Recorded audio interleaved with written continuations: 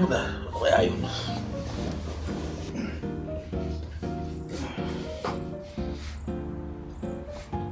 Matindi.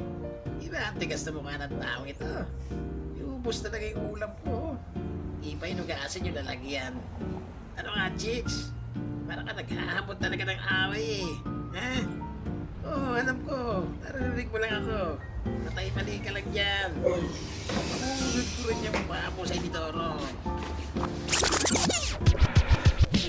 Sus, nagreklamo pa talaga. Hindi na masarap yung luto. Maalat. Ang tigas ng laman. Hindi ko alam ubos, binigay ko sa pusa. Eh di si...